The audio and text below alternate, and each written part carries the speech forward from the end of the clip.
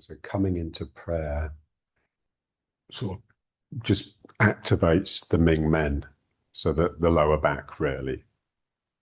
Just feel the Min Meng. So with this reaching up and down, it's as much to just bring strength into the lower back as anything else. So let's try. So reaching up.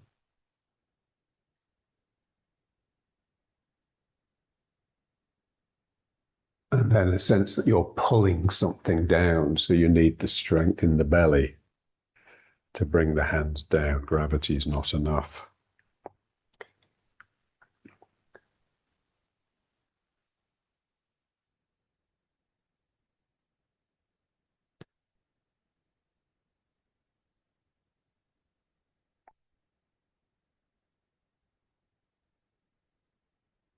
Ming Men to go up and Dan Chen to pull down.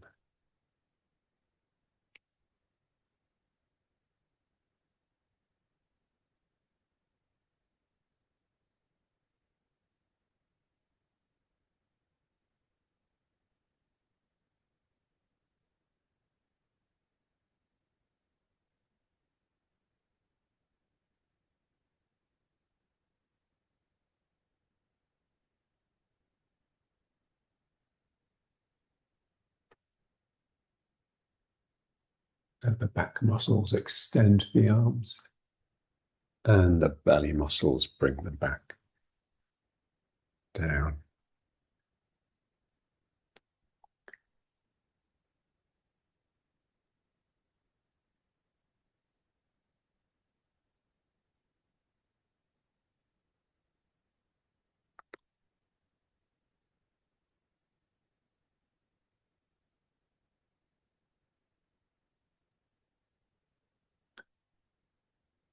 And now let's try the rowing.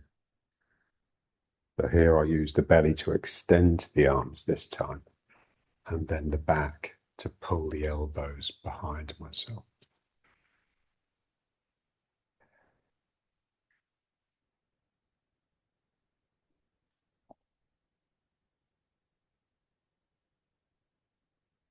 And just try and let the head move. So looking down, and then when you pull the elbows back, you're really looking up.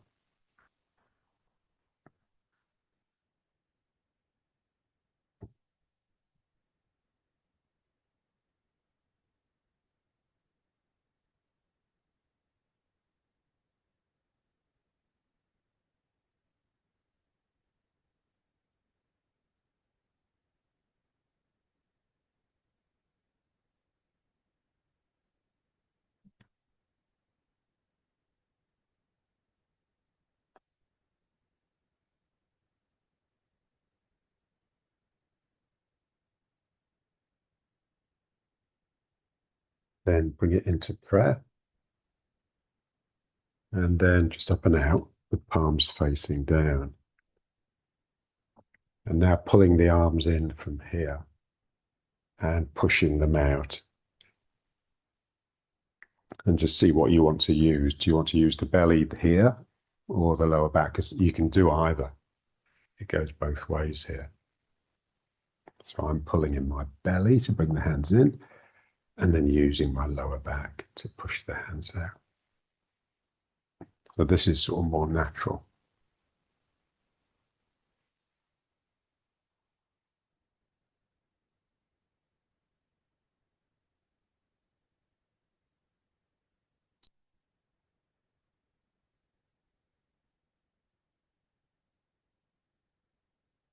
Just feel the Ming Men. That's the important bit, really, as you push here. Ming Men. Men means gate, and Ming means life. So the gate of life. It's like a spirit center.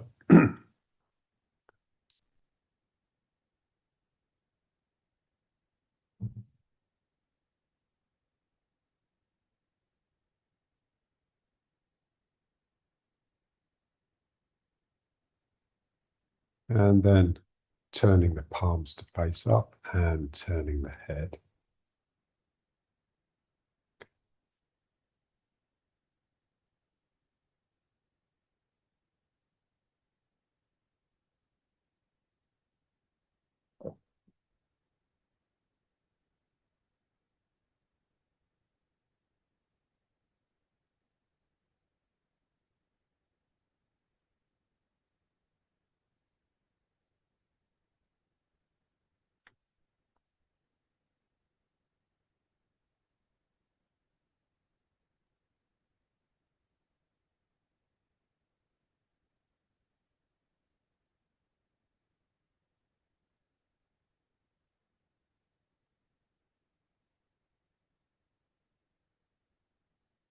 And then reaching behind, clasping the hands, straightening the arms, pulling the shoulders right back and rotating the head.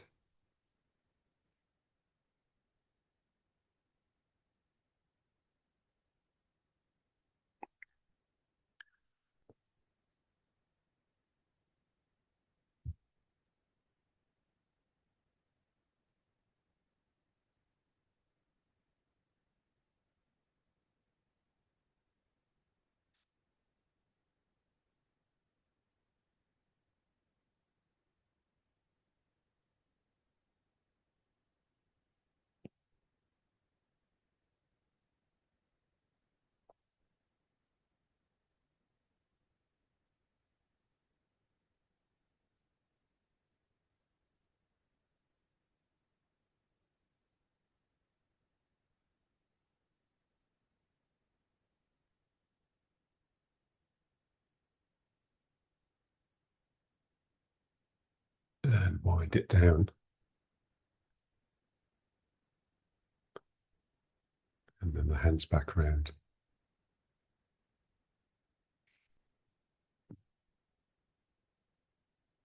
So Ming Men.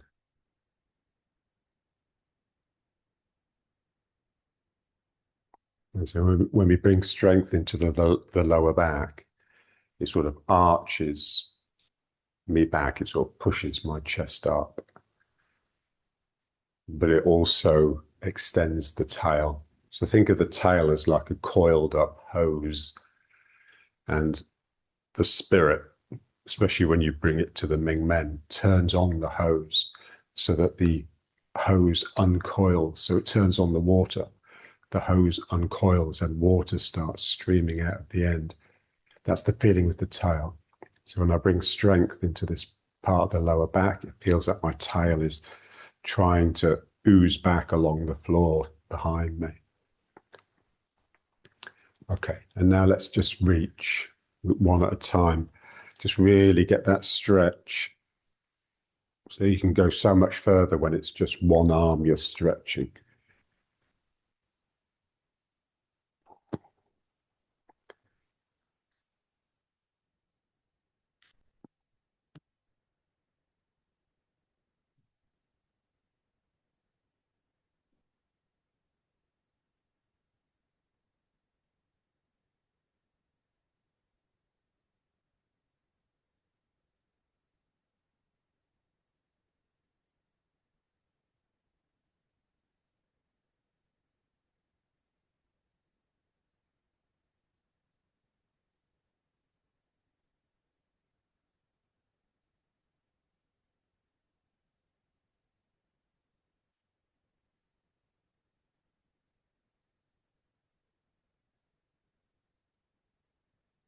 Just don't let the immobility of the head inhibit.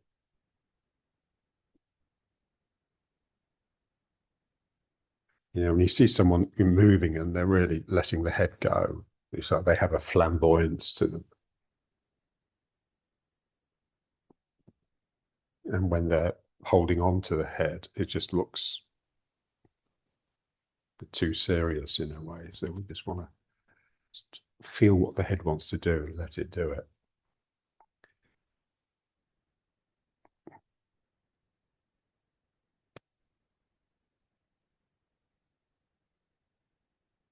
And then reaching forwards.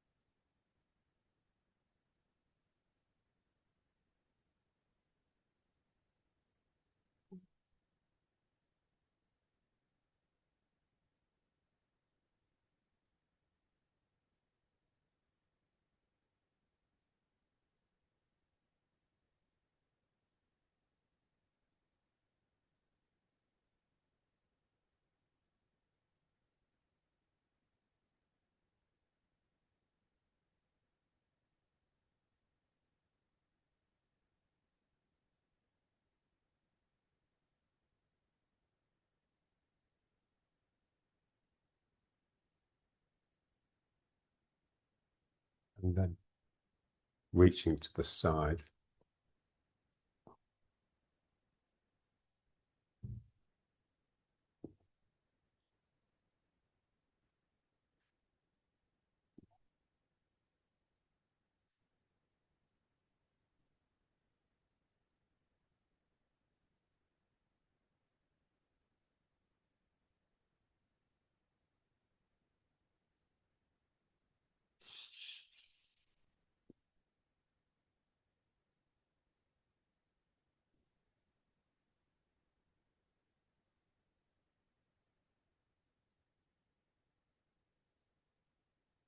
And then the strong twist.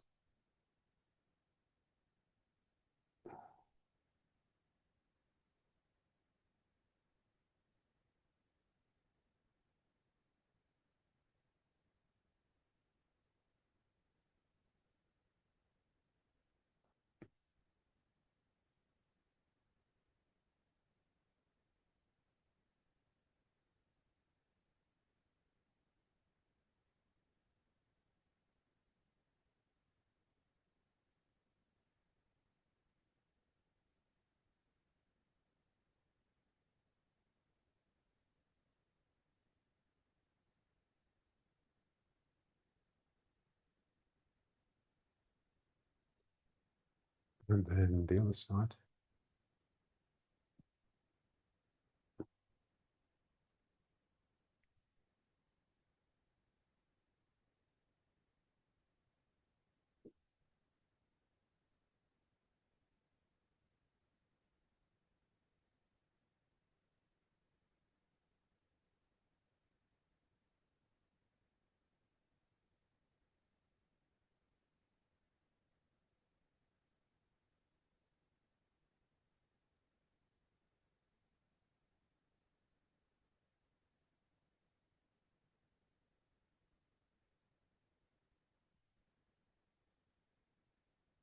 And then back around to prayer.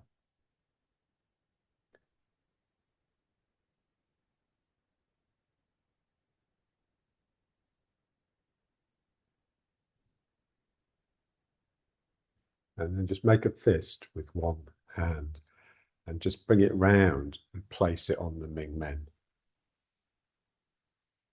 like the tiger's mouth, you know, this thumb index finger part. And the other hand just place on the sternum.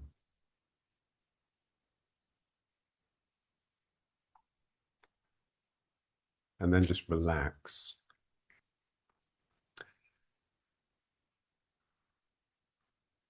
So gravity acting on the fist behind you will gently ease it into the Ming Men and arch the back even more.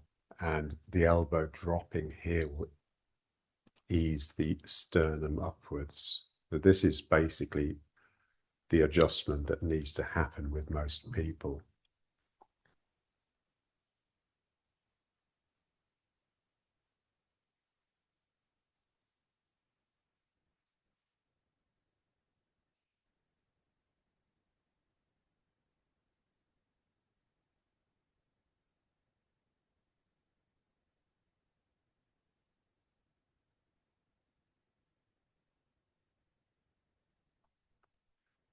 So the pressure of the back fist on the Ming Men that's sort of pushing forwards a bit, but also dropping down because the arm's heavy. That is bum in, but we also want the tail extended so the tail feels like it's going back and the Ming Men feels like it's coming forwards. So if you see the pictures of especially Yang Cheng Fu and also Chen Wei Ning, then when they're standing, you can really see their tail extending backwards. And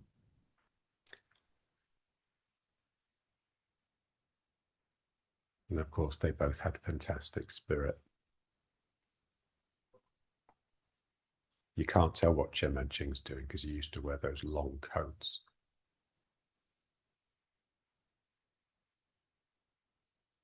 Okay, and now let's try just those shoulder ones. So pulling the arm across. So I have to keep this shoulder relaxing down. Otherwise it's too easy. It'll just do this.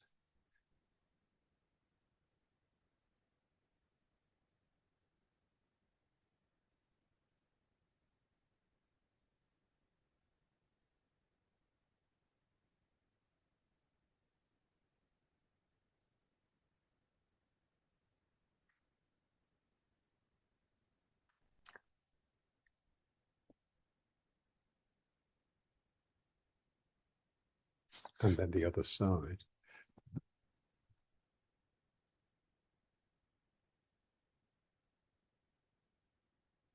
And just keep a little bit of mind with the Ming Men.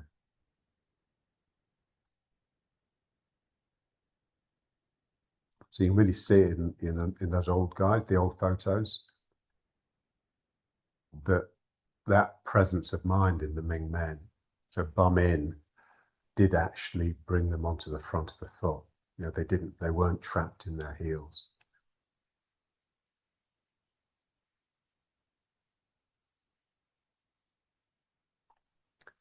So that pressure on the Min Meng from behind, it's almost pushing you forwards even when you're sitting and rolling the hips this way. Okay, let's try the one where we hold the hands as well.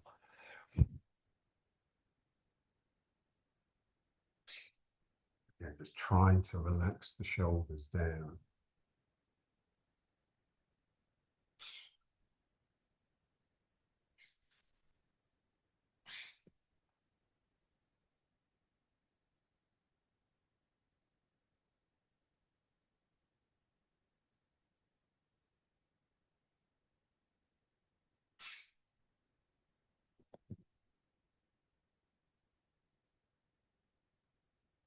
On the other side.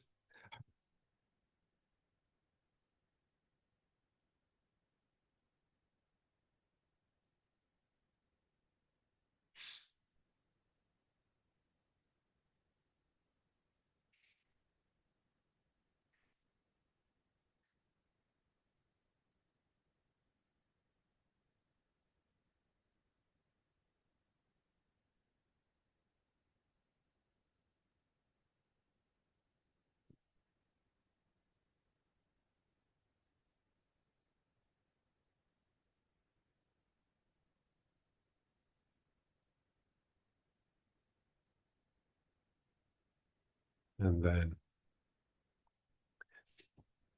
one hand up the spine.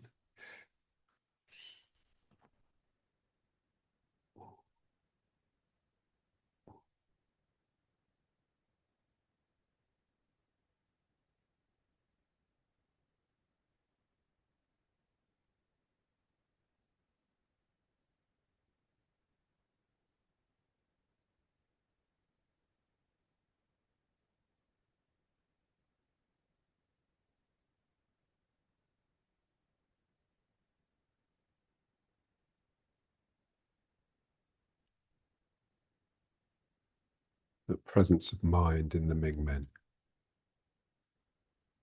So everything is mind, as the Buddhists tell us. Even spirit is just an aspect of mind.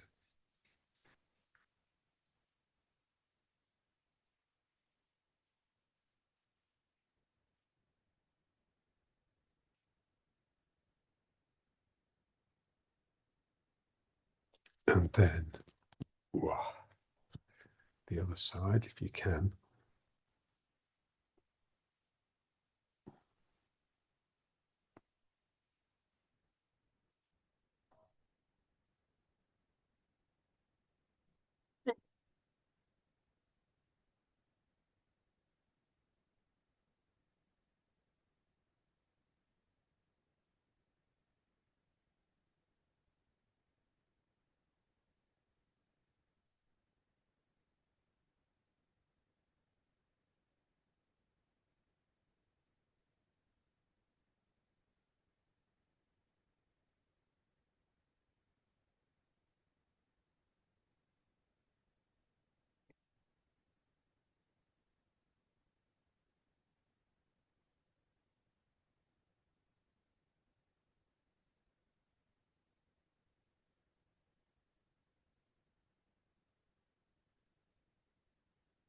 And then ooh, get out of it if you can.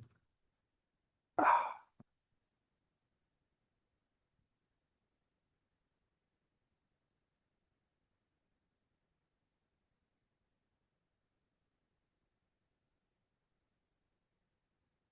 okay, let's try the butterfly.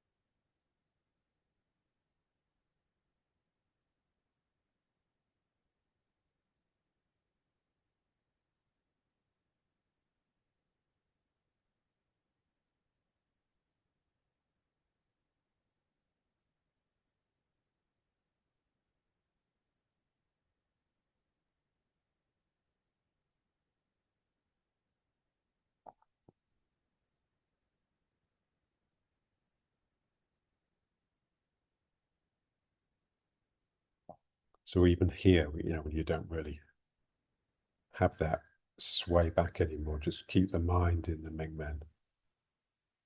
It's like a discipline.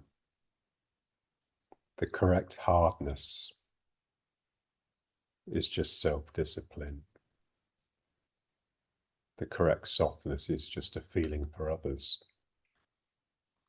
So they need to be in balance.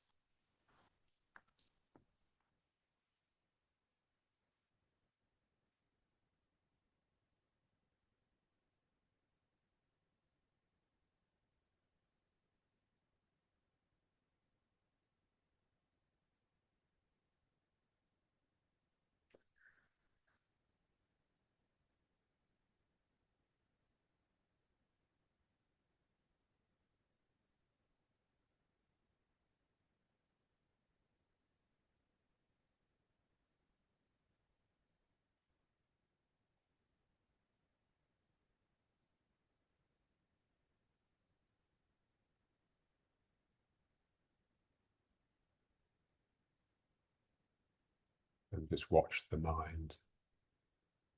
It starts thinking when we get disheartened.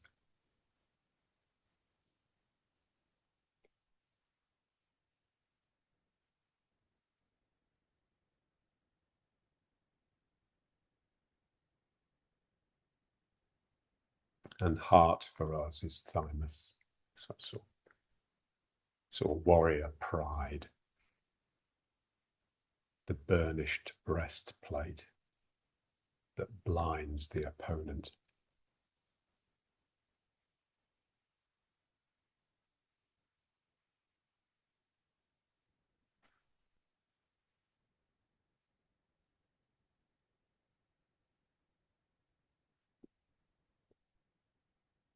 And now let's just kneel for a minute.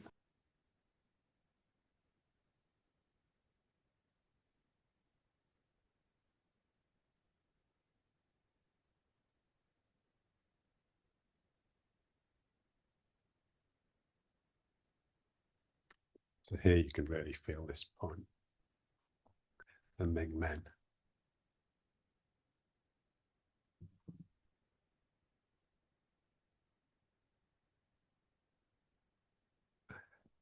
And then let's just try the fetus. So reaching up first. Just imagine you're lengthening as you go down.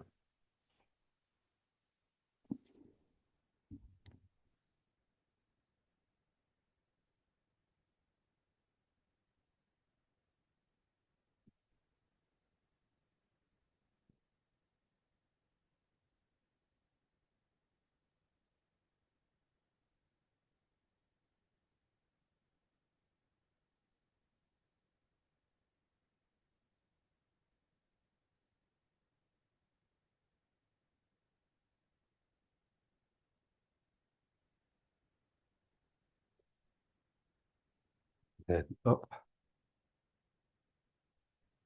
separating the feet so you can sit between them.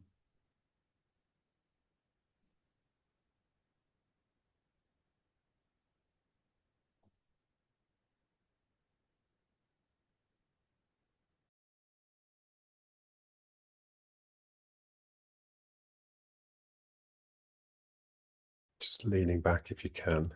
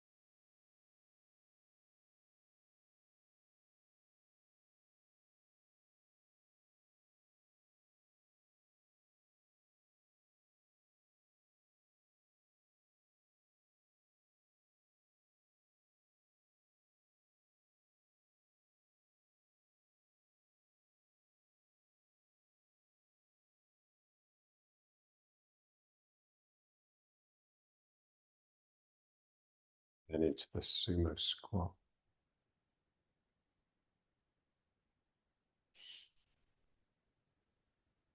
Just feel the feet, really strong. And again, Ming Men. Yeah, so, if you see someone in like this from the side, then their back just leans forwards a little bit. But it looks more like the tail is extending back. That's the look that we want.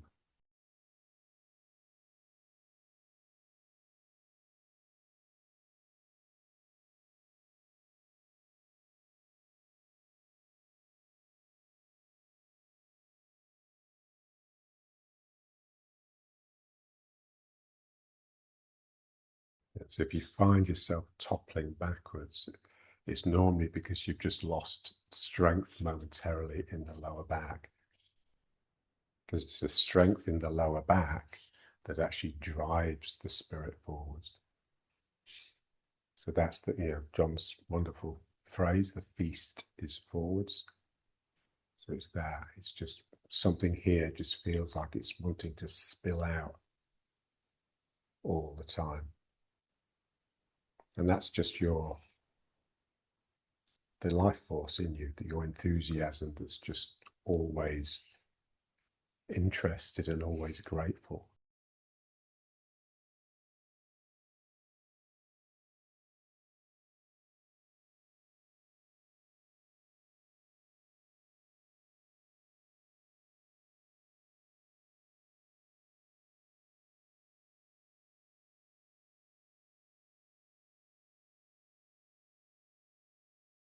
It's a great way to meditate this. You can't do half an hour, but it really charges up.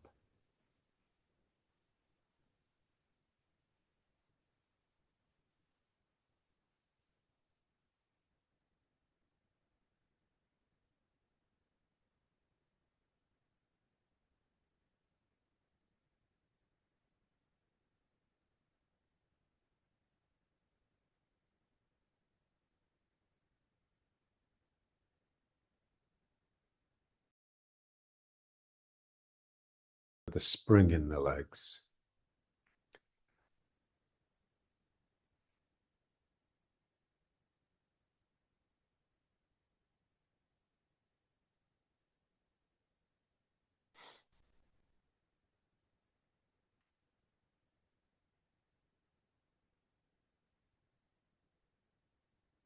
It's gradually coming more into the front of the foot. So the heel is down, but it doesn't contain much weight.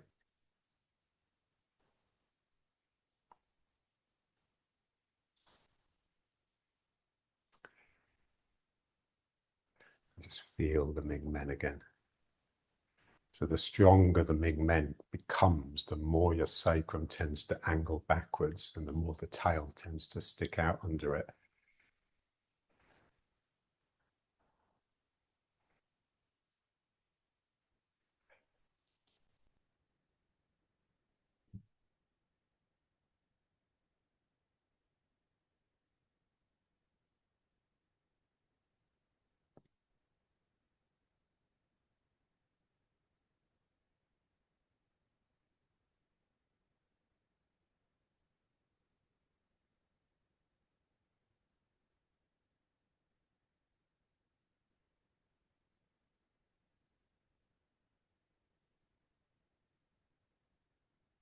then alternating.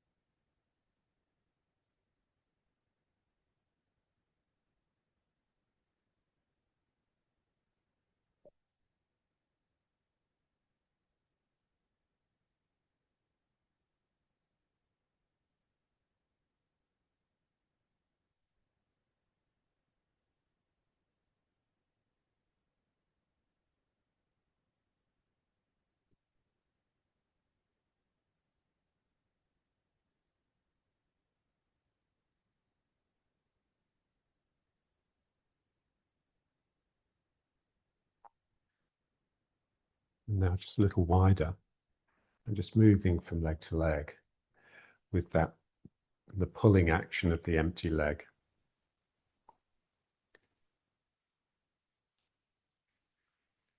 So it's this foot that's pulling at the ground.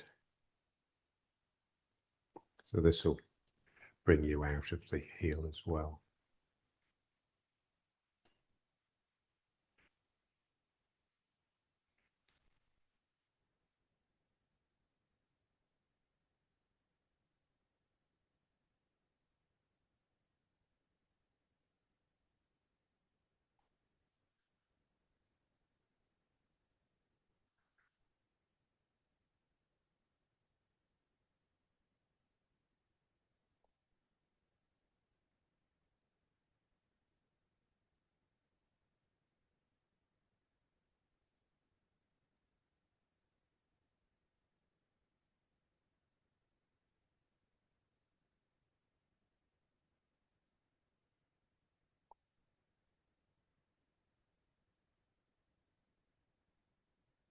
Yeah, so the actual force that's coming from the bending leg is very small.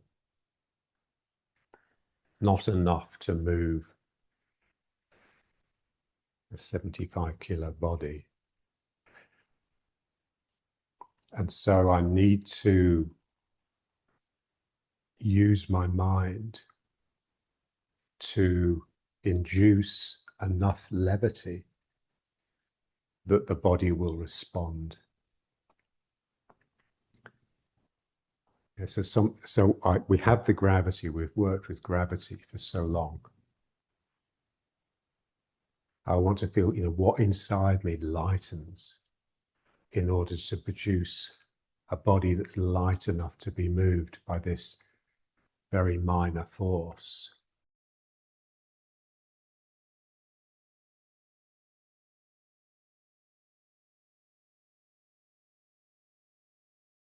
And it is just mind. It's like, with a child, try picking the child up when it's asleep. It's a lot heavier than it is when it's awake. Our mind is helping all the time.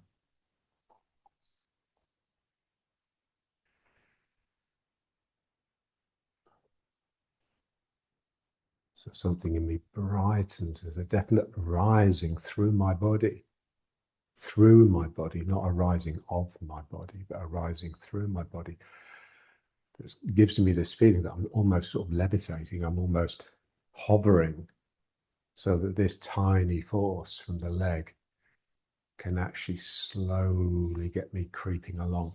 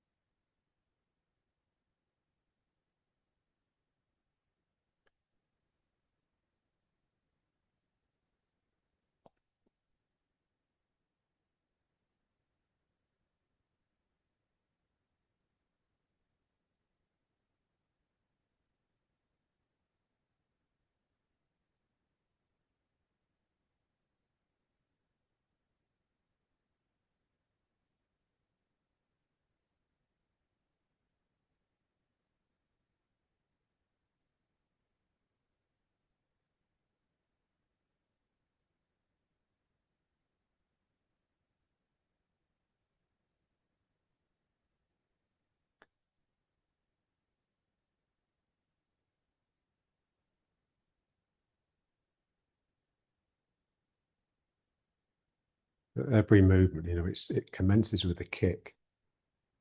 Like starting the motorcycle. So it's my heel lifting that is the spark, that starts the moving, that changes the direction, basically.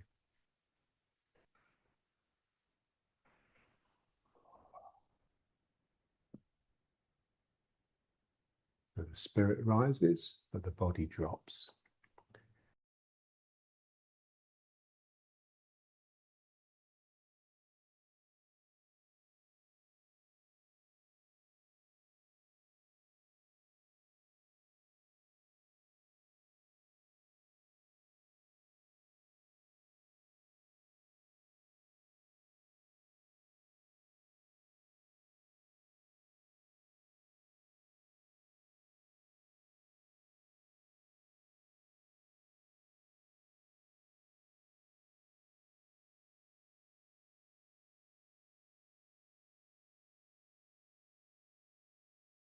And now let's try the tree.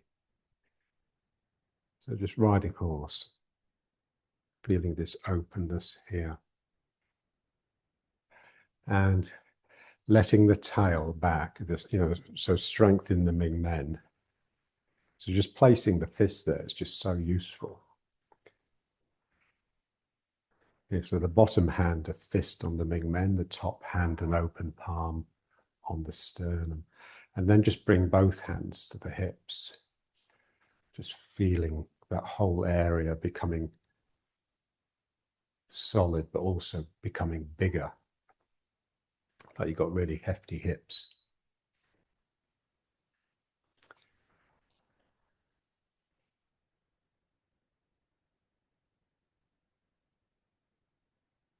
And then letting the hands slide down, so sliding down the buttocks.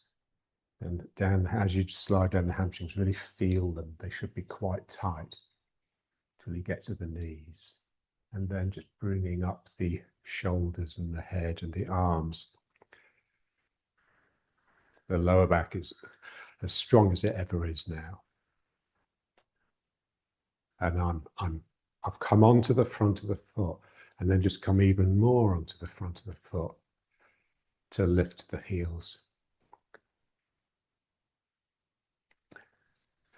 So by taking the heels up, we just become wobbly. The balance is more precarious. And it just requires that constantly vigilant, equilibrating mind. I'm constantly having to change my balance to stop myself from toppling. So the mind can't think to itself when you've got the heels up, basically. At some point it will, when you get good enough. This is the problem. You practice something, get good at it, and then you tend to get it wrong. Because you're so good at it, you can think to yourself at the same time, and then it becomes wrong. This is why we're always finding new devices just to keep our mind present.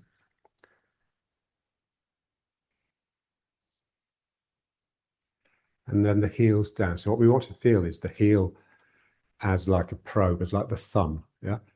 So I put the heel down, and there's this feeling that it sort of wraps around my foot. It's the figure of 8 in the feet, really. But I don't want to put the heel down so heavily that it crushes down. I just want it to sort of ooze out of itself and extend around my foot. So I have to keep my tail active. If I lose the activity in my tail, then the foot will just tend to crush down on the floor.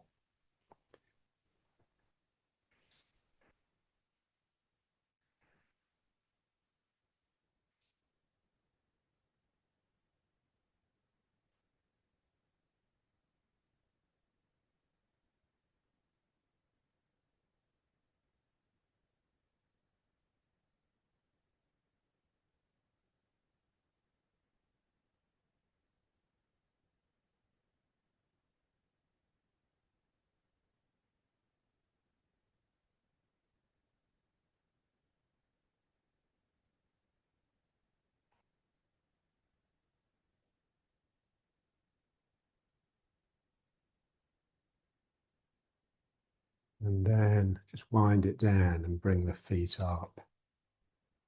Again, with the heels up.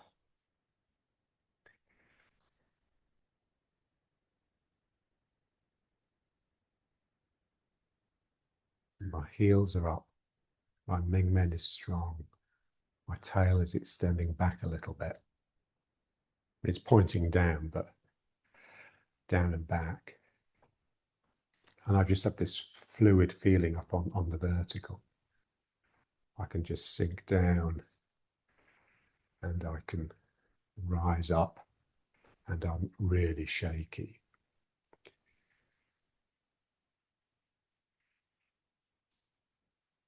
And I just feel really alive and awake.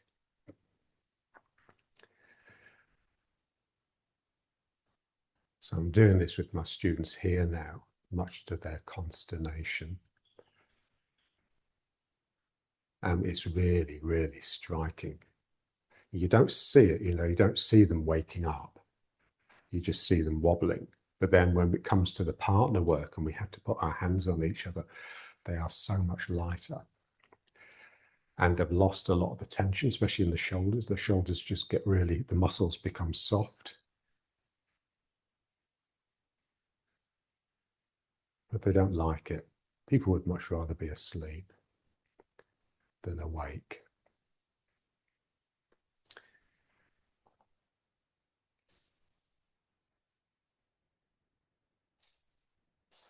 Ooh. And now let's try this one. Yeah, this exercise is so important.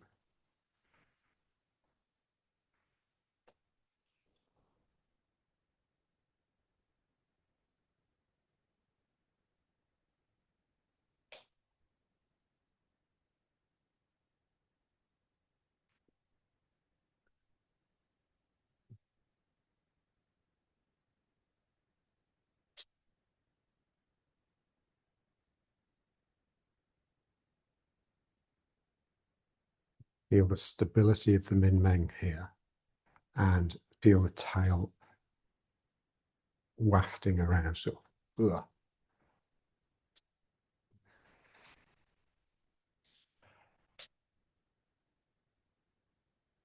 So there's action here in the hips, but definite turning.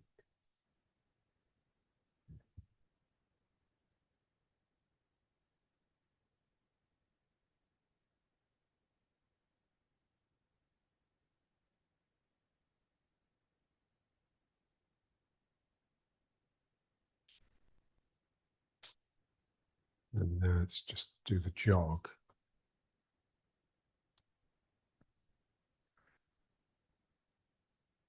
Feel gravity, just this constant force that's pulling you down.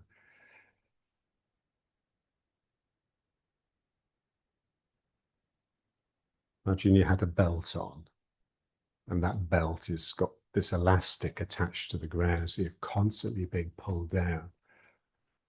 So that's the feeling of gravity.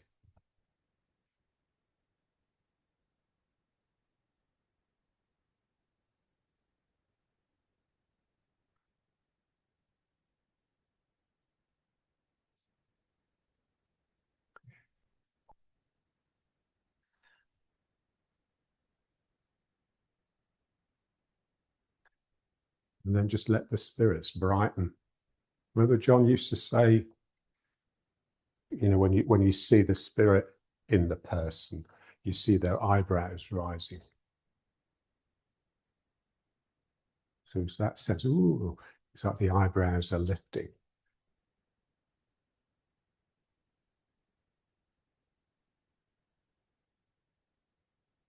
So the spirit expresses in the eyes and the tail.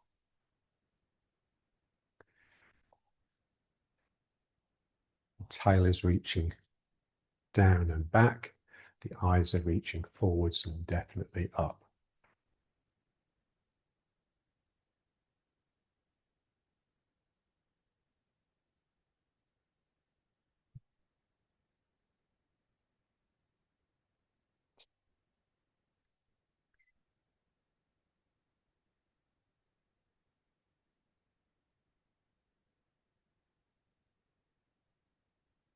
And just going backwards and forwards, but with a view of doing it with the heels up.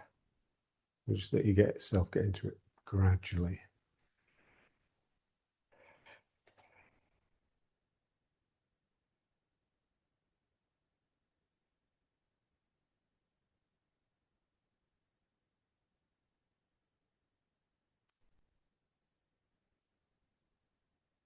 But we want bringing the heels up to actually bring me down.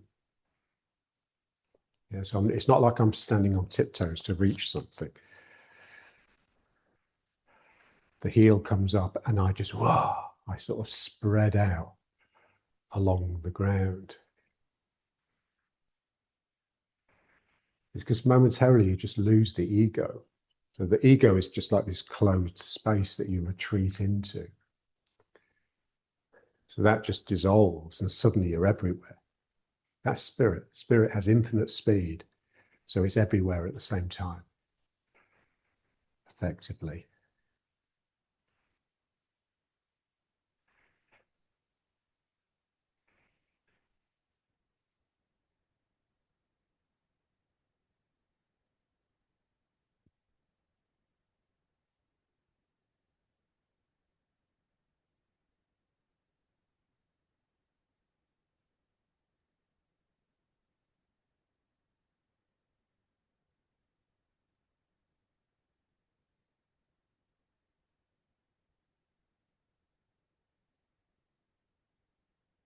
So what holds us back, what makes us less than perfect is the body. It's not the spirit. The spirit is perfect. We should have started training when we were kids if we really wanted to do this well. Slightly with yoga.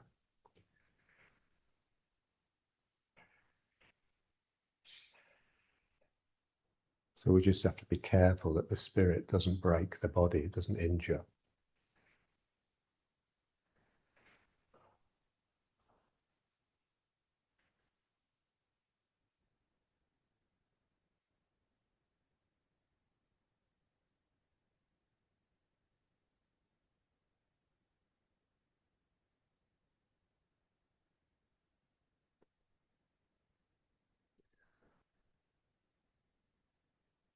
Just feel the Ming Men.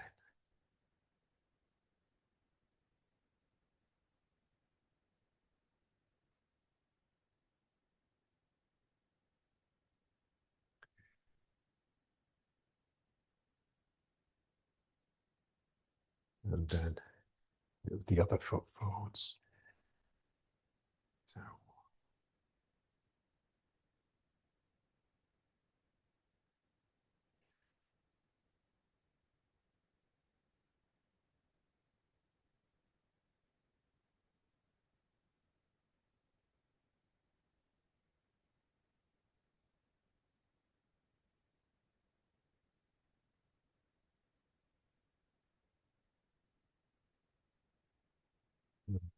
Ming Men and the tail spraying backwards.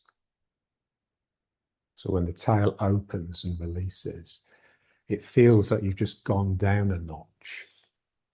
I mean, you probably haven't physically got much closer to the ground. You just feel much more alive and awake to the ground.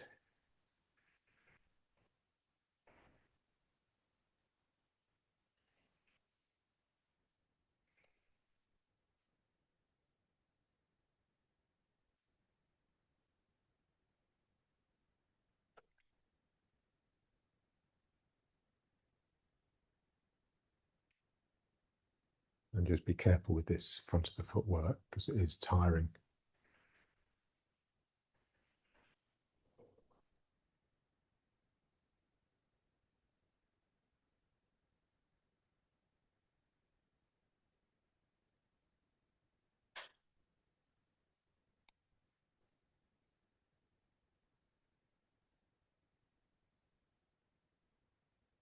One thing I've never had to say here, I've never had to say, be careful, don't work too hard.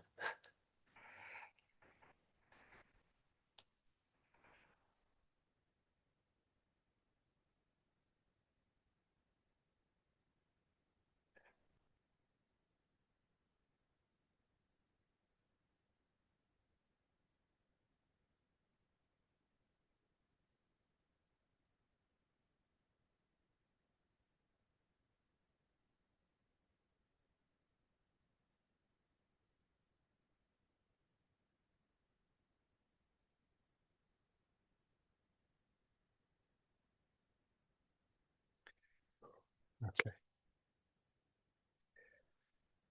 let's just try this one again,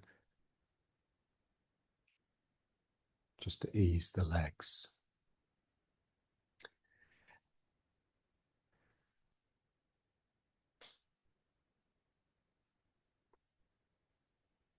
So working from the front of the foot, it gets the calves, so these muscles really start to ache.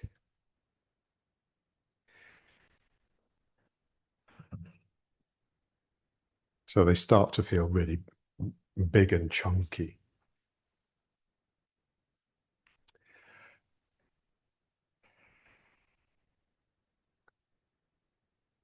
It's like the bodybuilders. If you see a bodybuilder like Arnold used to be, before he got serious and started taking steroids. So because he's naturally slim, and you could see he had slender calves. And even though he had all this massive upper body development, he just looked weak because you could just see he didn't have that grip of the ground. So he had to work really, really hard on his calves, doing donkey races, with Franco on his back. He used to do thousands of calf raises a day just to get his calves down. They never got that big. So he always had that slight feminine look, which is actually, for an athlete, it's good. So it just means you have that grace as you glide through the air.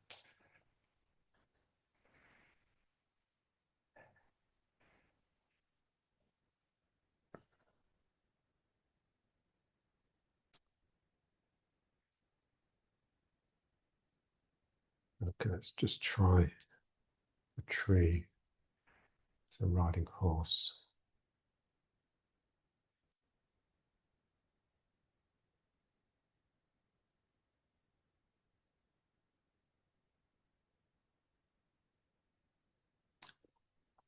So the Ming Men. The Ming Men is just two vertebrae above the sacrum. It's between the second and the third vertebra from the bottom.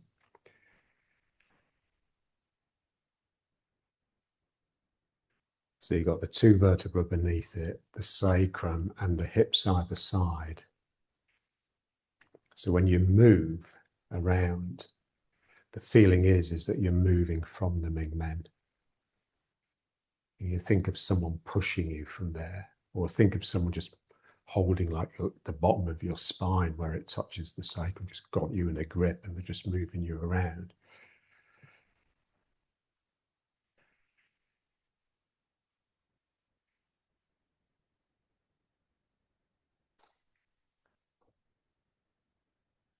Now sliding down again. Really, this is really just to feel the hamstrings. So what I'd like is for them to be really quite tight. So it's the further down I go, the more this wants to lift, because I don't want to look down. Looking down is the worst thing. And then just writing up. Now my tail is really extended back. I mean, it's not, but it feels like it is. And this just wants to burst out with a scream.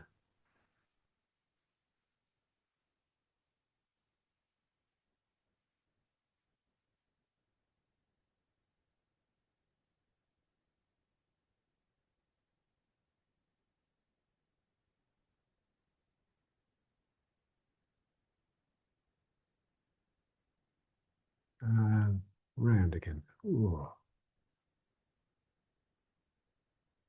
So the heel softly touches the ground, just sort of oozes out.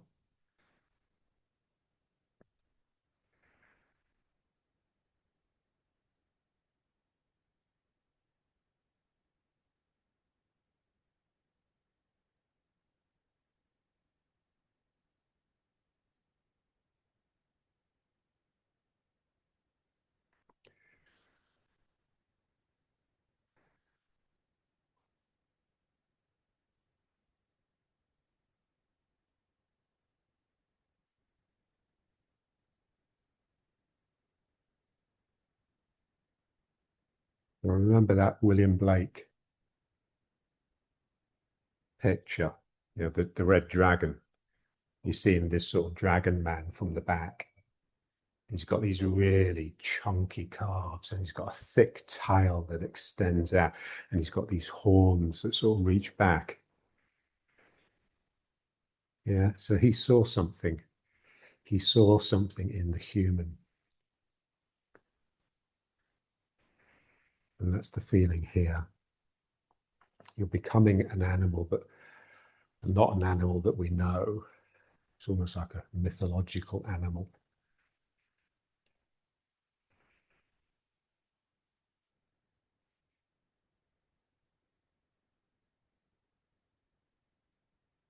And the wings, of course, the wings of the dragon.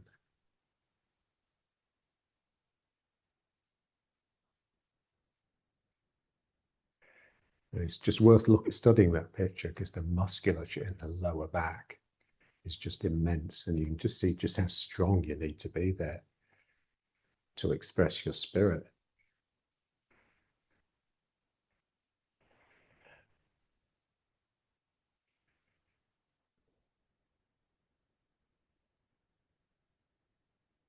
I'm on the prowl and I'm so charged up I could burst, explode at any moment.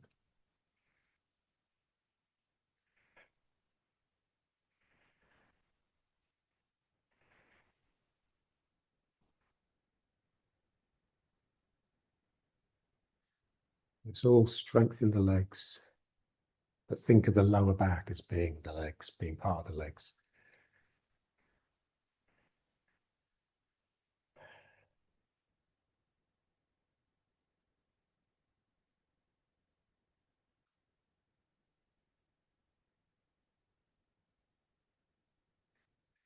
And then just bringing the feet up and just trying to have the heels up. Yeah, so I can actually go right down.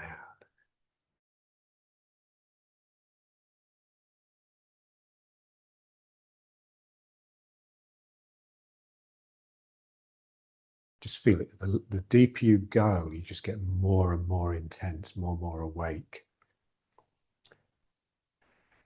So when we're close to the ground, we're just a different creature.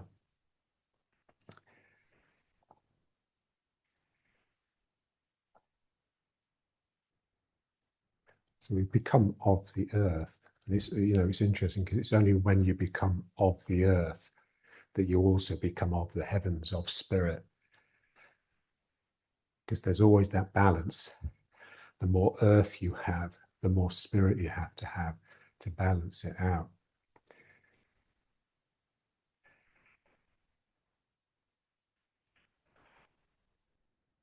Okay, and now lifting the foot. Well, I just want to come into the foot in the right way. So using that figure of eight in the foot. So remember, the way we used to do it, we'd point the toes at the point where they're going to land, and then we'd put the heel down, and then we'd put the rest of the foot down, and then we'd move into the foot. It's just a figure of eight. I put my big toe down, that's pointing the toe, and then I loop around the heel, that's placing the heel, and then I squeeze around the front of the foot again, and that's putting the foot down and bringing my weight into it. It's a beautiful shape, the figure of eight. It's really sexy, so just enjoy it.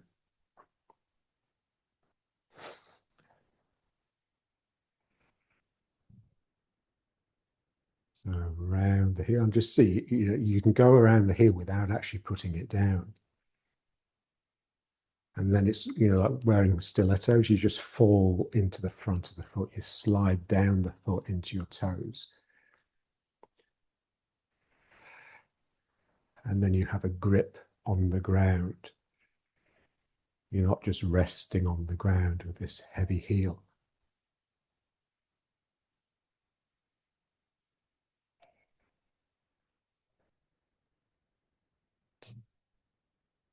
So basically the foot becomes a hand.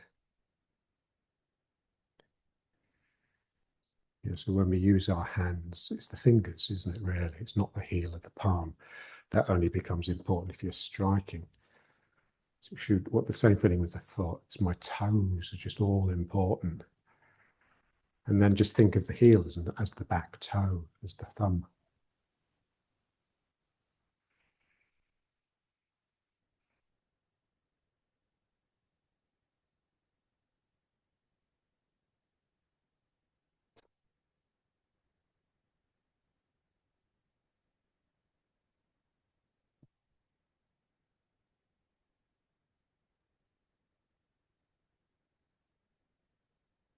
So the foot has the root, which they tell us extends from the Ming Men, or sucks up into the Ming Men.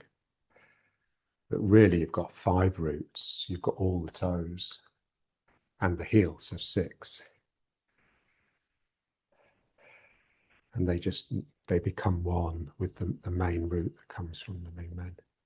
Not the Ming Men, the bubbling well.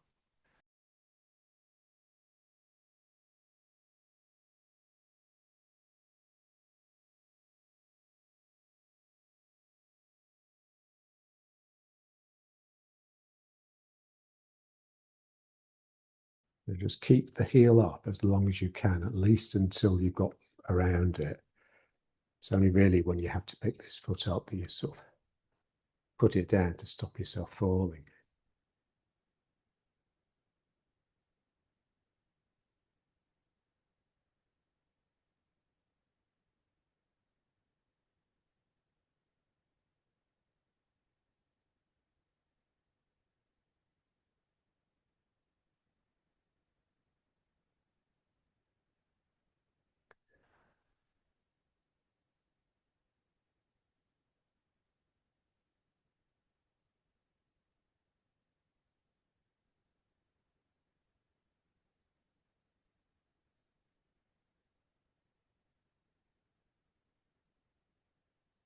Just remember, we do this work just to really get in touch with spirit. John used to call it understanding energy.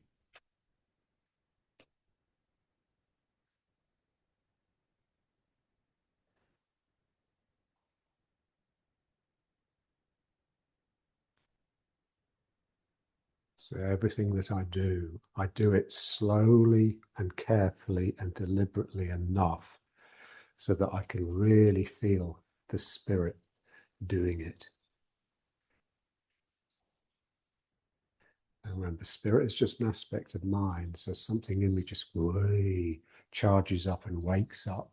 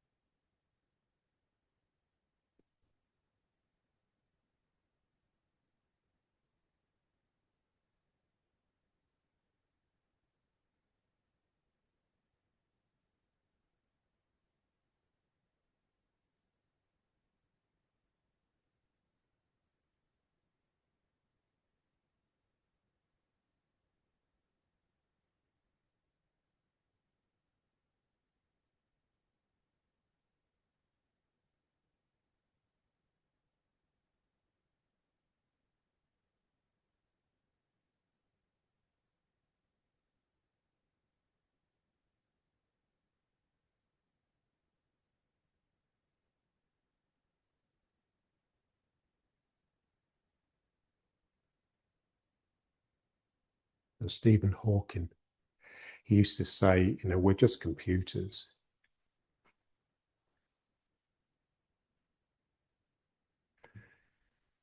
So the body is like the hardware, the mind, the training, the conditioning is the software. And the spirit, the animator, is just the electricity that you need to turn the computer on and keep it running. So that's what we're interested in, really, is this, it's the electricity.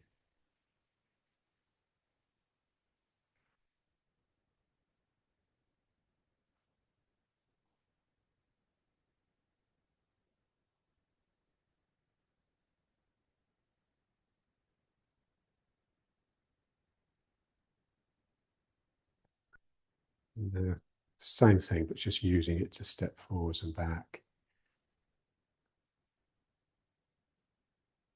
Feeling this figure of 8 every time you come into the foot. And when you come into the foot, just make sure you come into the front of the foot so the heel lifts up slightly. Figure of 8 in this foot. And then I step back.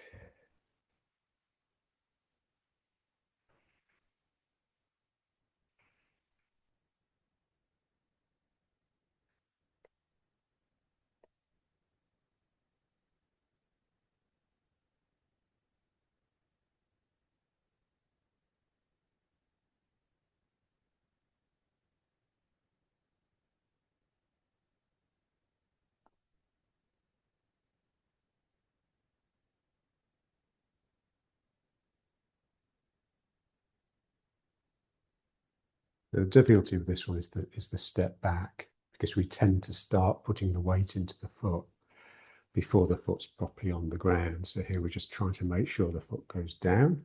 I do my figure of 8 around the foot, and then I let the weight come into it. So always discipline, just not letting yourself be sloppy.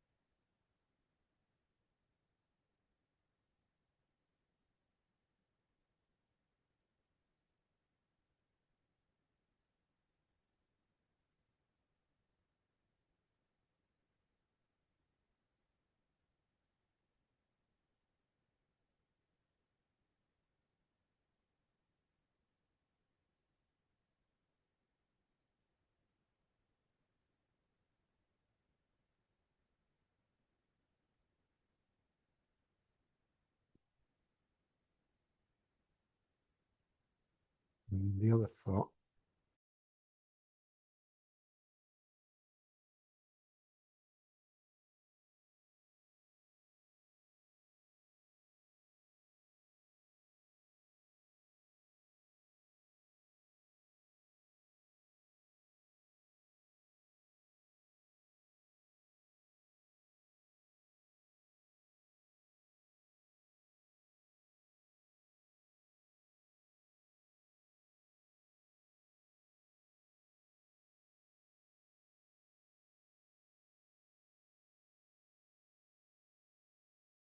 I remember once in Highgate, there was a group of us working,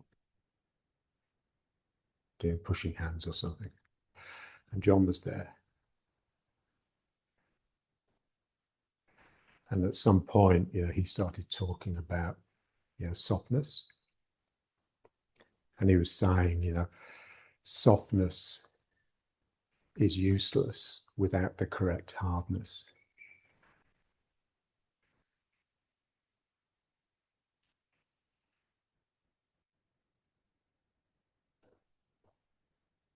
And then he just sort of gave an example, and he just pointed to me and said, he has the correct hardness.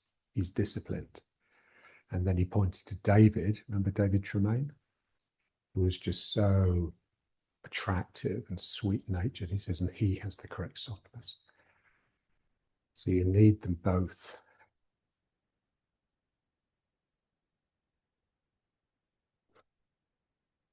So the important thing really is just to find out which of the two you're not terribly good at, which of the two you need to work on, and then just become really interested in it.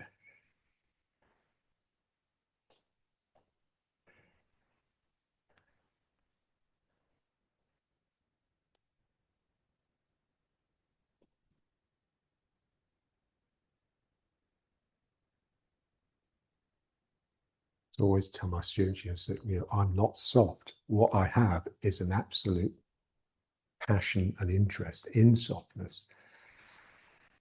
It's not because I'm soft that I have that, it's because I'd like to be.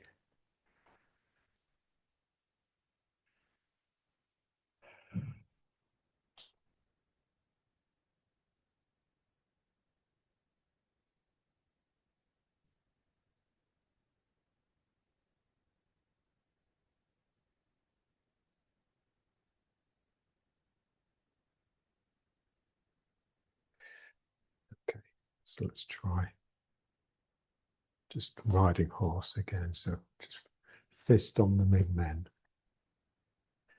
Just use the weight of the arm to help yourself down and forwards a bit. Just keep it there until you feel yourself drifting into the front of the foot. And then just bring both hands. Just feel it, feel the solidity.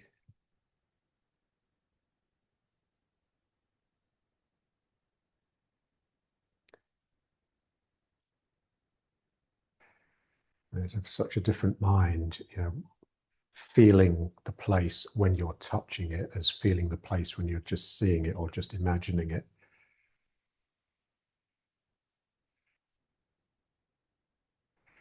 And then let the hands slide down. And just look forwards and then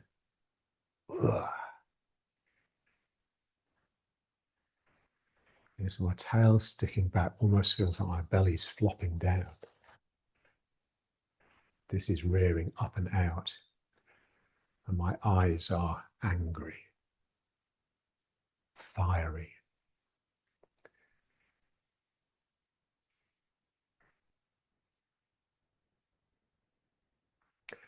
So just feel that sinking, but also feel the rising. There's that lovely quote of H.G. Hilda Doolittle.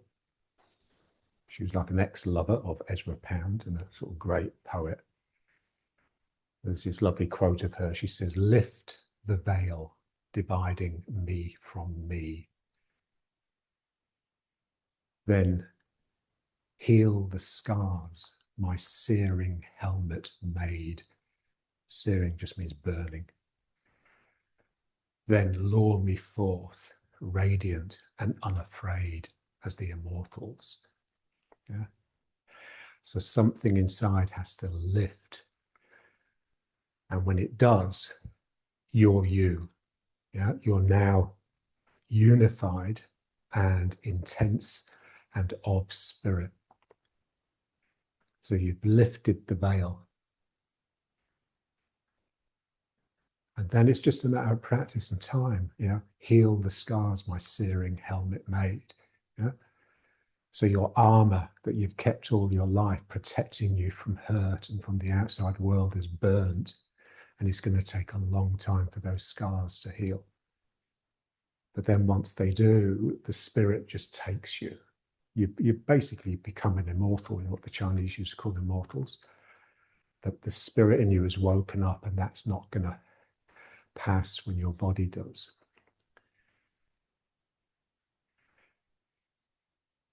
And then around the heels. So this is like softness. Spirit is like hardness, the correct hardness. And the figure of 8, the flesh, is softness. That wonderful definition of Tai Chi from Yang Cheng Fu. Tai Chi is the art of concealing hardness with softness. Yeah? It's not the art of being soft. You're using softness as a disguise. Your sweetness disguises your ruthlessness.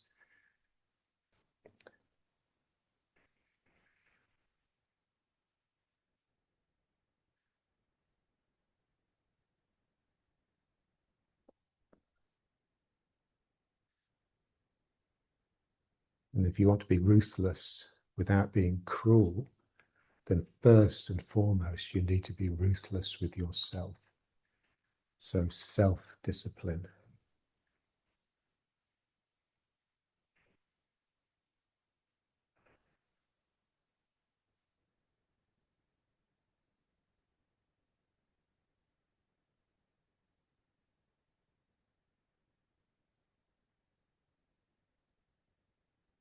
And then bringing the feet up, heels up still. Yeah, and it should tremble. You know, if you've stopped it from trembling somehow, it probably means you're cheating a little bit. So you just need to look at it, just really become awake, intensify.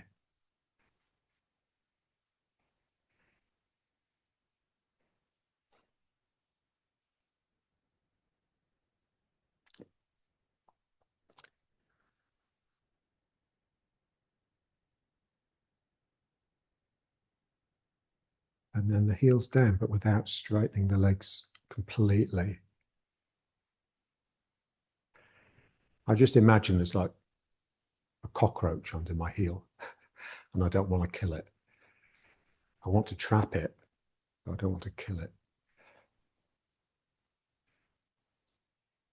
It just feels like you've got this real mobility and fluidity over the foot and in the foot. You can shift your weight anywhere just with this, ooh, like a sort of gesture.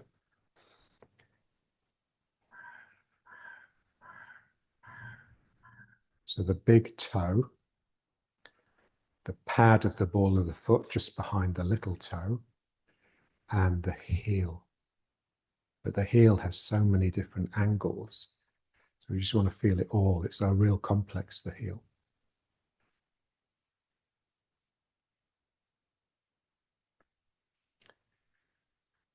And then let's just lean back on the wall. So sacrum on the wall. And feeling the openness in the groin, helping you settle into that outside edge. Keep the big toes pressing down so you don't lose contact with the inside.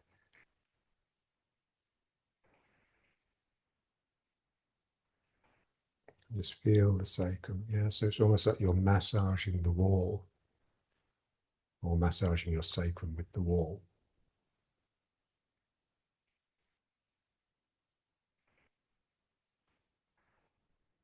Yes, it's just the shoulders are sort of off the wall so that you can get real mobility here.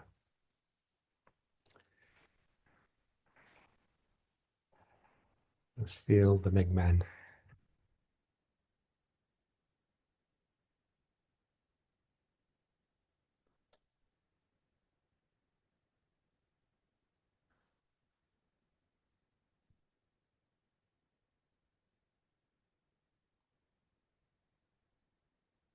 So the difficulty with this is just keeping the legs soft enough that I'm constantly like flowing down through them. Because when we're using the legs to work, there tends to be an upward thrust all the time. So the legs are sort of pushing me up and back into the wall, but my own weight is just bearing down. So there's a balance again.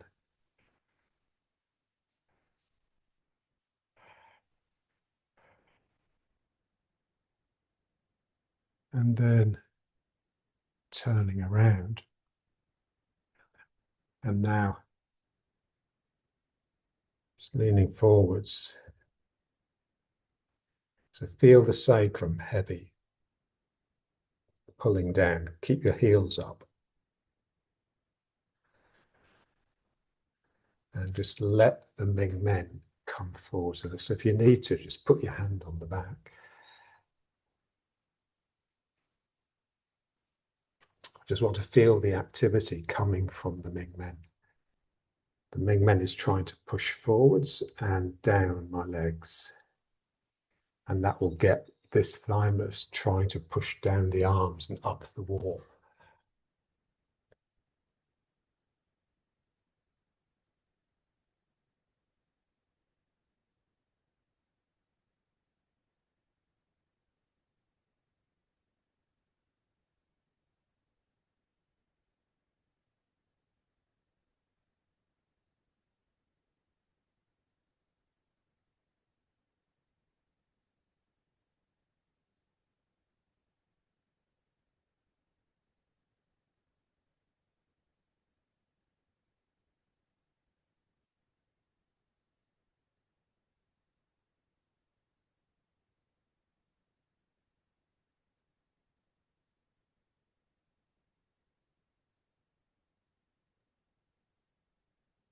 And then back up.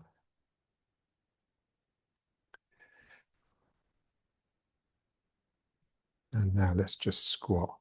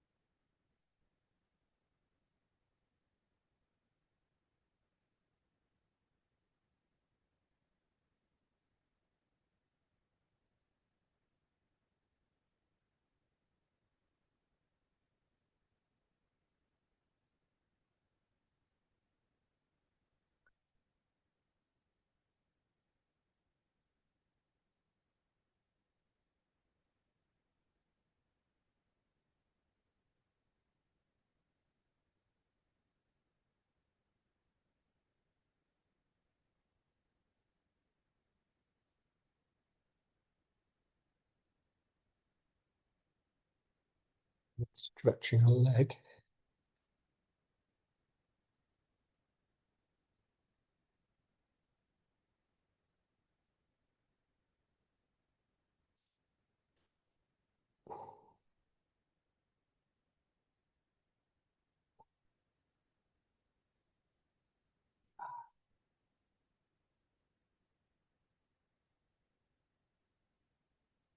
The other side.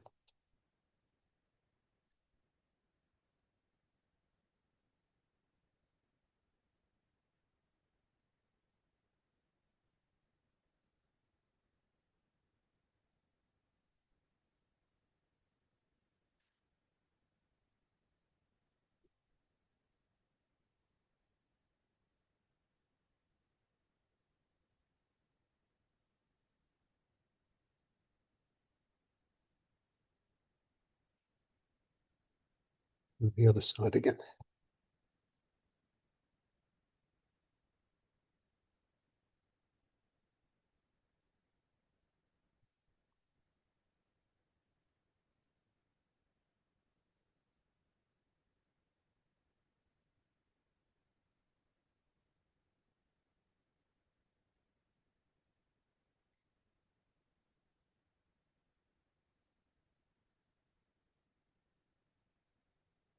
And the other side.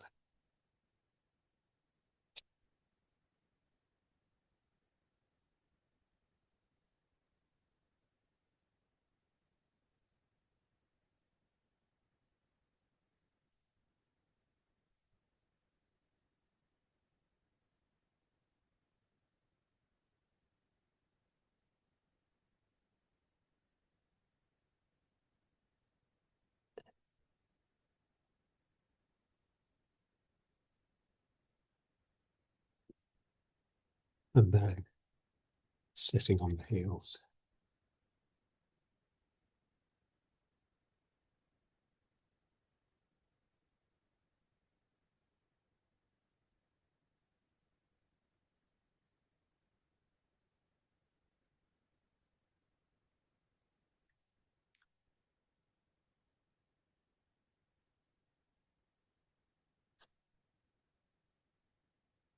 Just feel the Ming Men. As soon as you bring the mind to the Ming Men, the tail extends back and this lifts up.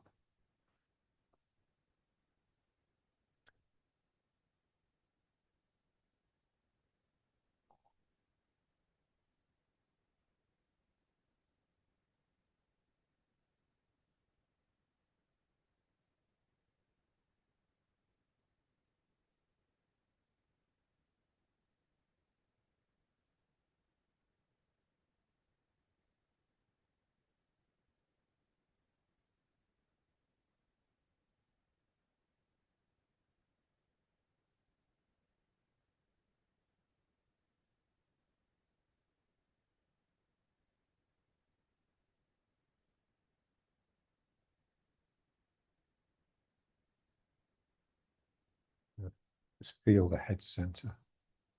It's almost like your head is trying to expand. Top of your skull lifts off and light is shining out of the top.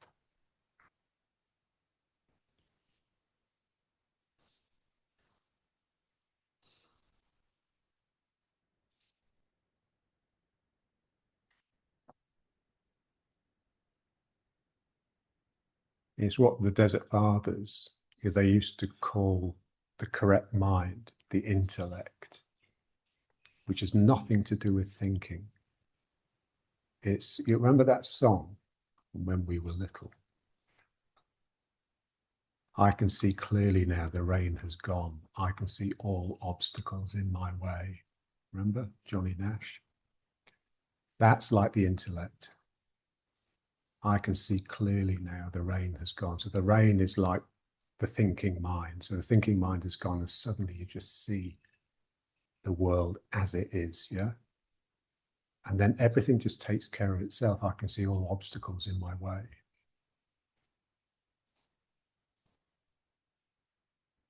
So that's the intellect, that's the correct mind, that's the human mind, that's the beauty of human beings. It's the correct mind.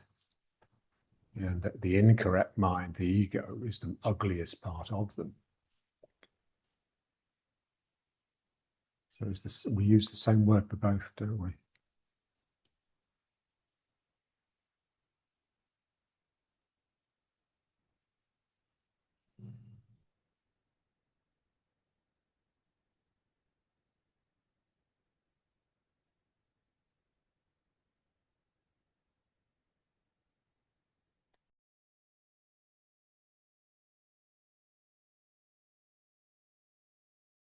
Yeah, so they say, don't they, that the hip should sort of slightly roll this way. Imagine you've got a tail and you just have to let the tail lie along the ground behind you, definitely not tucking under.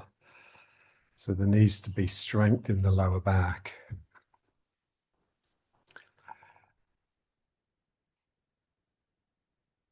It's just a sense that you're open, both ends are open and they're constantly feeding into the world. It's the problem with meditation, it tends to get closed and stuck. So we're bleeding endlessly.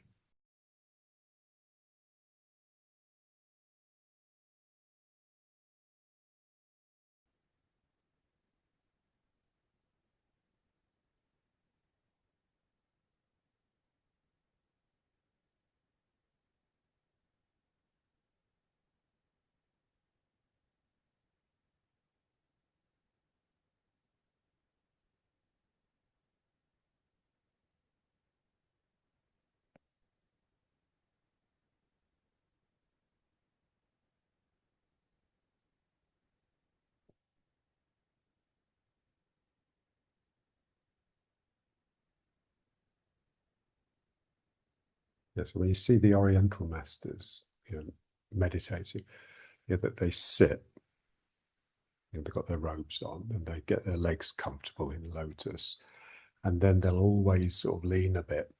So like leaning over one leg and then leaning over the other, just once. And what it does, it just loosens the bottom of the spine and sort of separates the buttocks so that when you come up, there's a real feeling of space around the coccyx. Yeah. And that's just really important. So we don't want our posture to sort of inhibit the coccyx. We want it to free up. And by that we just mean make it able to move.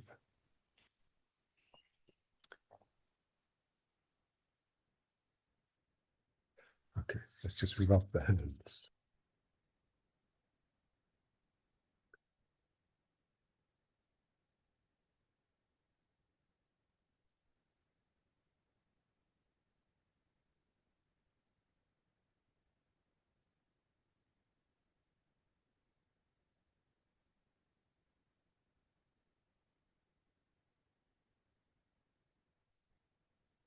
Feel the Ming Men. It feels like you're doing this all the time.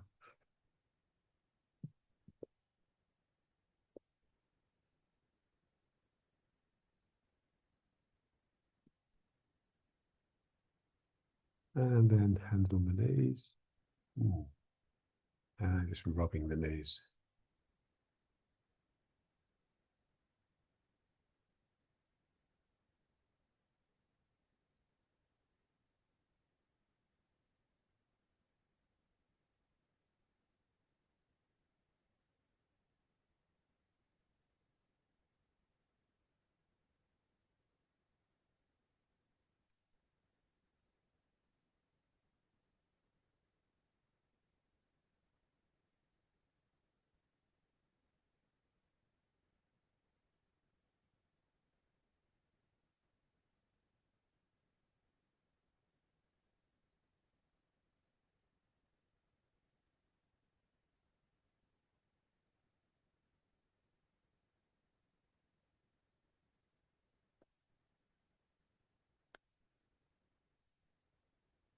And then just holding the knees. And just feel the skeleton. So feeling the bone of the leg, the femur, up to the hips, and then across the hips to the sacrum, and then up the spine, vertebra by vertebra. So it's going pop, pop, pop, pop, pop, pop, pop, pop, until finally it jumps into the skull, to the top of the head, and then like a stream just coming out the top of the head and upwards.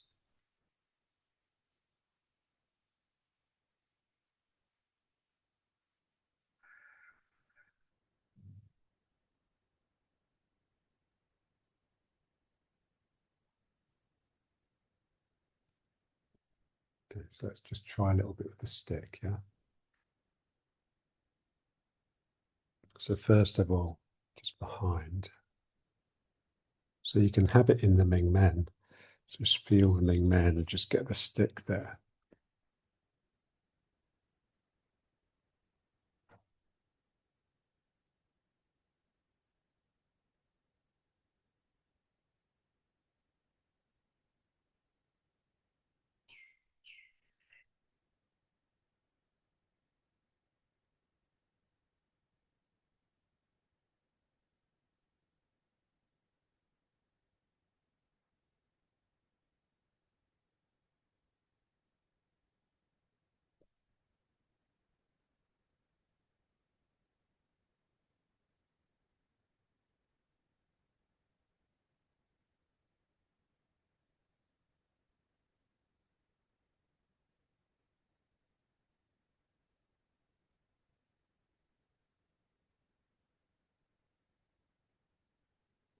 And then just roll the stick up until it gets to where you imagine the lumbar spine and the thoracic spine joined together.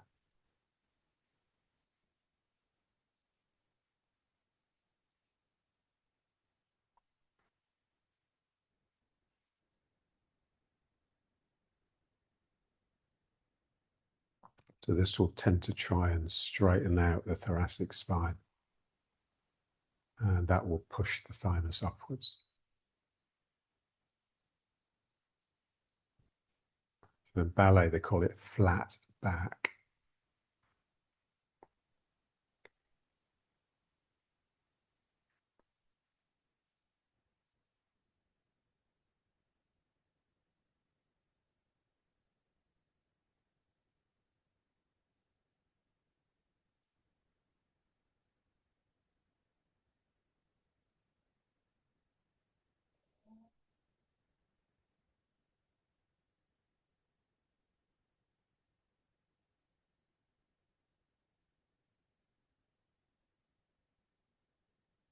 And then bringing the stick up behind the neck.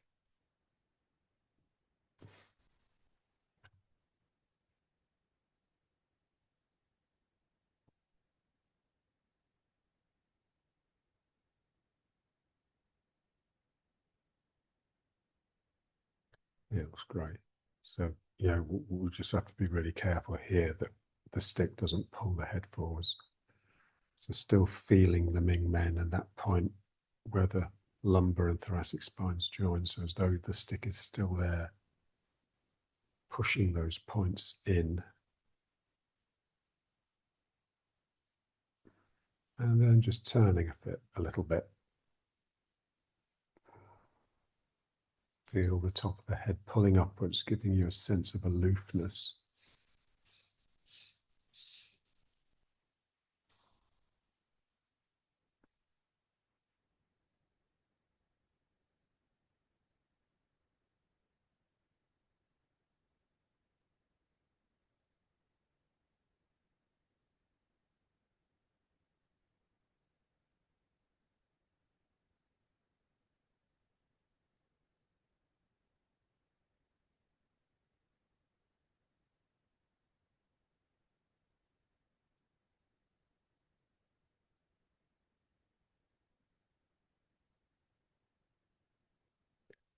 And a few tipping.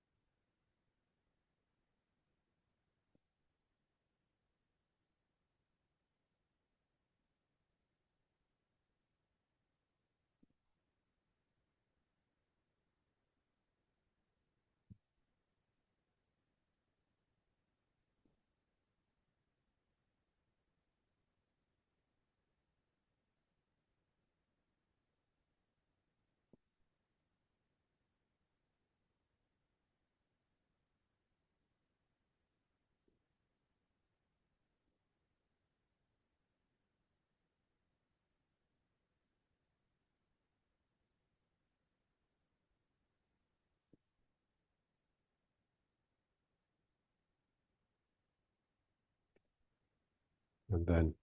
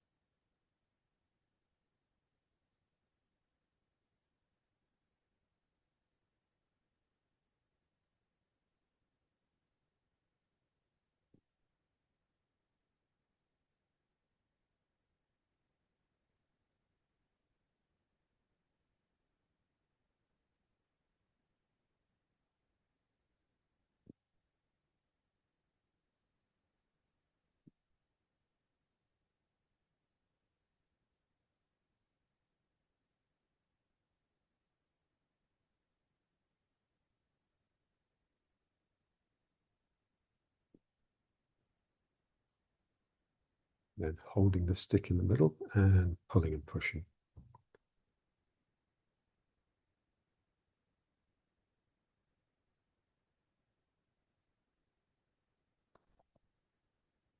So when the hands are pulling apart, that's the lower back again. So the Ming Men, thymus lifting. And then when we push the hands together, this is coming from the belly, tightening a little bit. And the thymus is tending to drop down into the action.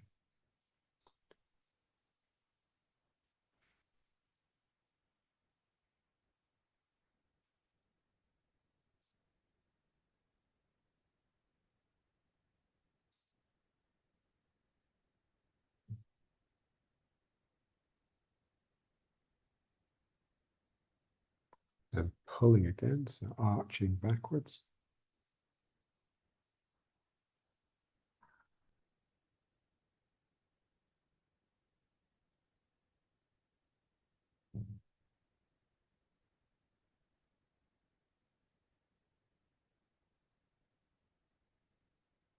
And then bowing a little bit, so pulling the belly in to push the hands together.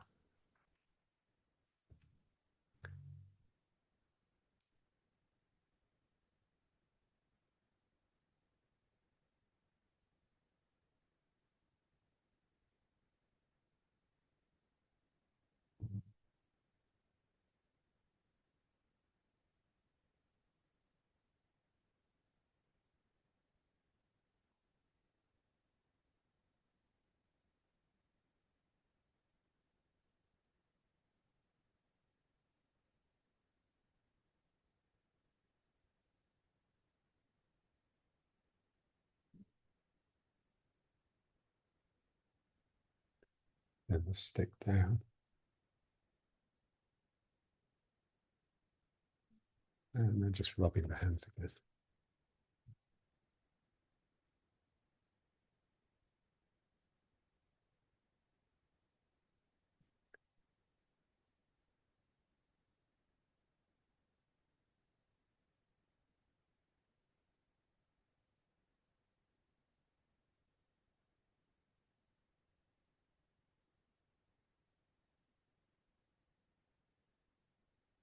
And then on the back, the hips, the kidneys, and just with sort of softening the area up with its warmth, with the warmth of the hands, and also a little bit of movement.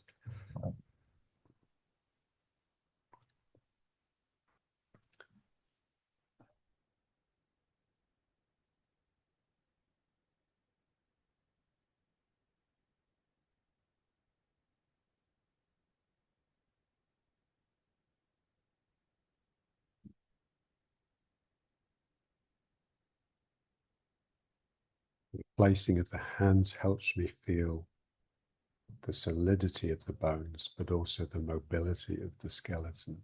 So this feeling that one bone can move against its neighbours a little bit.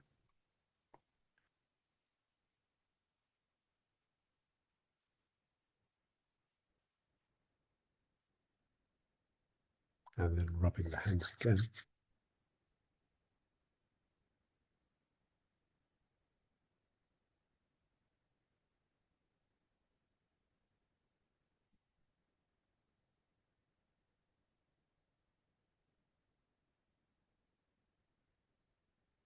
And the back of the head, same idea.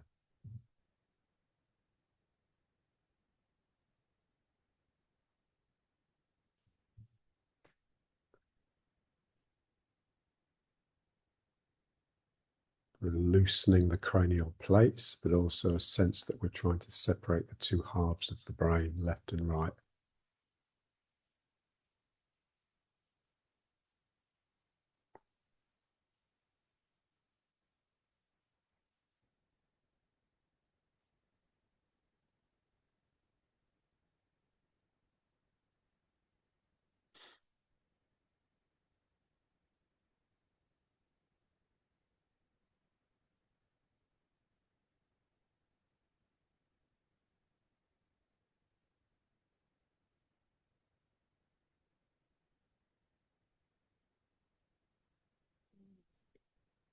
And then just bring the hands round and cover the eyes.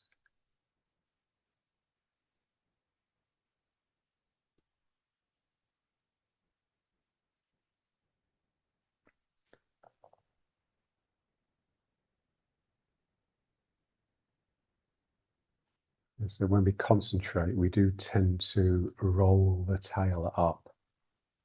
So just try and keep that feeling that there's energy streaming out of its end and it's lengthening the tail and straightening it.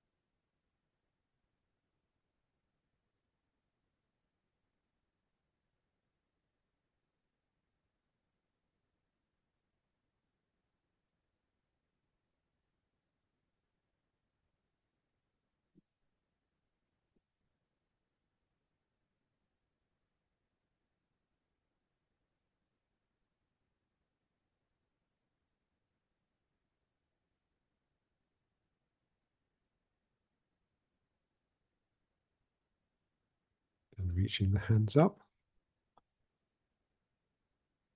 out to the side,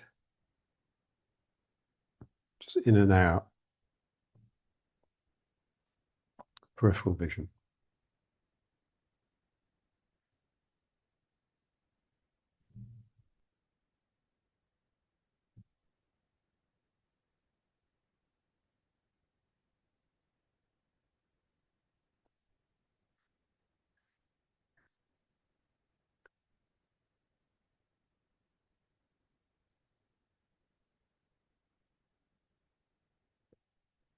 I always used to think that, John's immaculate understanding of energy was largely due to him having no central vision. He only had peripheral vision.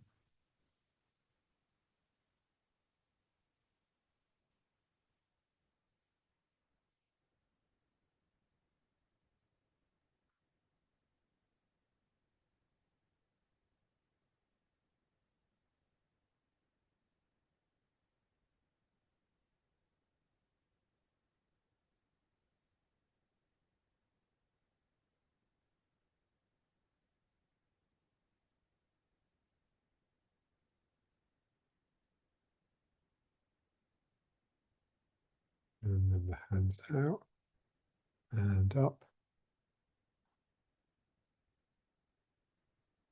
and down.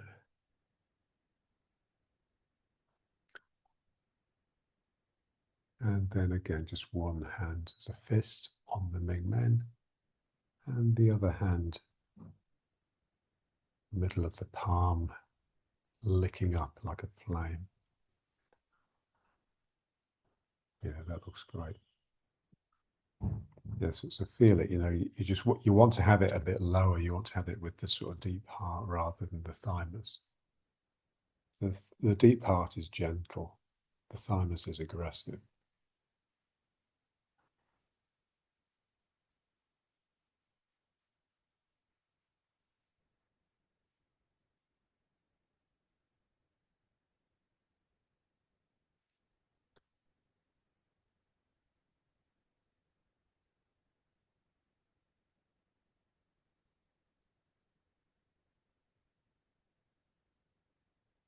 We just want a sense that we could just sit here forever.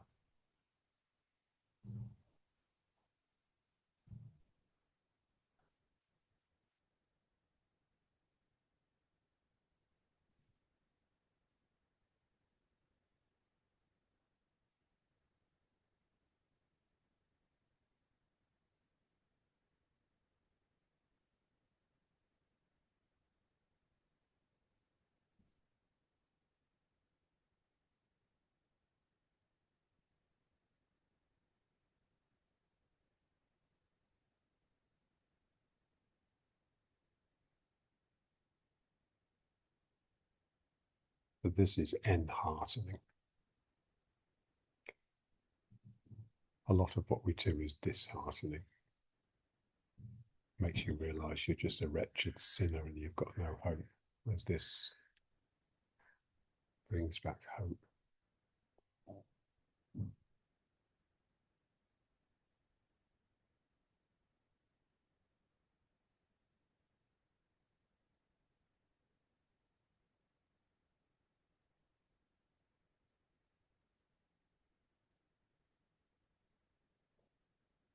And then just back to prayer, just to close down. Just feel that fist still in the Ming Men. There's a presence there.